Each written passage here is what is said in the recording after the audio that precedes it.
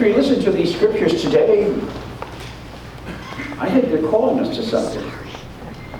Every one of us. They're asking us, you as well as myself, to take a good and healthy look at ourselves, of who we are. Oh, I know. He said, I know who I've been for years. You think you do. You graduated from grammar school, and you thought, boy, do I know everything. Then high school came. And more doors and windows were opened up in your head. And again, you repeated that. And many of you went on to college, and maybe even for graduate degrees. You said, boy, now I know everything about myself. No, you don't. Let me tell you something. It's something I firmly believe, and I don't know any of your lives, but I just would tell you this. I'm basing it on my own personal life. Is that knowing about ourselves is not something that happens in a flash. And suddenly we know everything. No, it's a gradual thing. It takes place. It takes time to grow. It's like when you plant something in your backyard or someplace.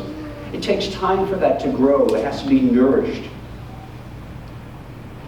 And it doesn't end until you and I take our last breath. We continue to learn things about ourselves, more and more of who we are.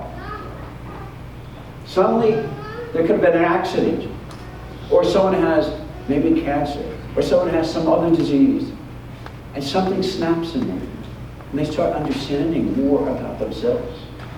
Every case is different. We're all different. We're all special. I love that reading that we had about Solomon. Here was a young man who was made in charge of all these people. And God said to him, ask me what you need, what you want. What did he ask for? He asked for an understanding heart. He didn't ask to be a king. He didn't ask for all sorts of powers. He didn't ask for a beautiful home. He didn't ask for any of that. An understanding heart. Have we ever asked for that? It's important. Because we are all growing. It doesn't stop, as I said. I look at my own personal life, which has covered a few years. And there's been many, many changes in my life. And so I'm speaking to you from personal experience. Changes have taken place, major changes in many cases. Opening of my own eyes and ears, trying to hear what I'm being called forth to. I've had many jobs, from a newspaper kid to where I am today. I'm not writing a book. But probably be condemned. But all kidding aside, though, look at your lives. Look how you have grown. And there's so many opportunities for all of us to keep on growing, like Solomon did. Like all these people we hear in the gospel did. Because what happened is they opened their hearts, they opened their minds to understand what God was calling them forth to. I know we're all busy. We got 1,001 things to be doing. But let us take some time and ask ourselves, what does God want of me? Yes, an understanding heart and much more. And whether you're head of a company or whatever it may be, the bottom line comes to be, do I really and truly know who I am? It's a question that we have to continue to ask ourselves. And as I said, that's going to continue on until the day we die. We're going to learn more and more and more. If we're willing to open ourselves to hear that voice within us. That voice that speaks to you as well as to me. Doesn't matter what your backgrounds may be. The voice of God is there for all of us to hear. But we have to, open our ears. Whether you wear hearing aids like I do or anything else, you still have to hear. Hear what is being said to us.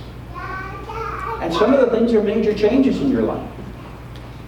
Some of you have gone through that already. And there may be more.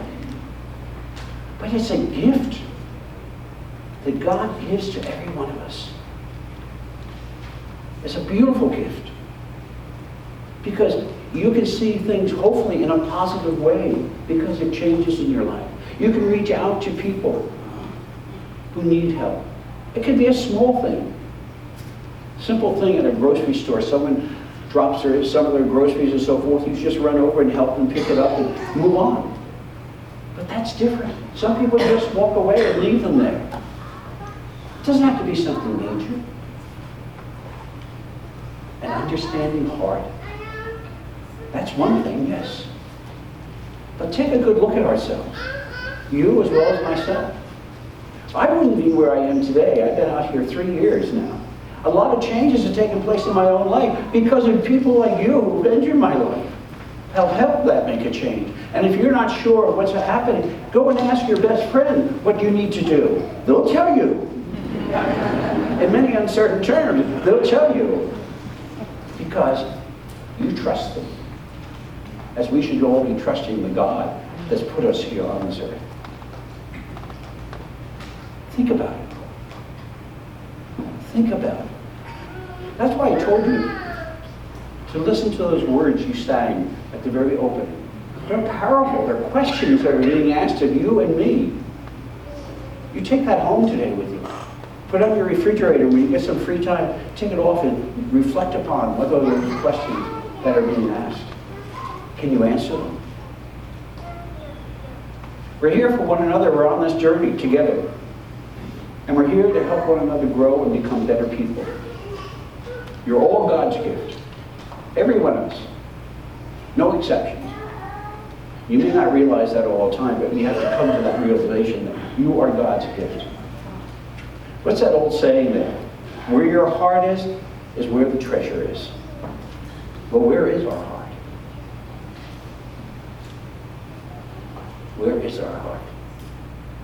And if our heart is with God, then God already is embracing us and loving us because God wants to hold us all together. Each one of us. So where is your treasure?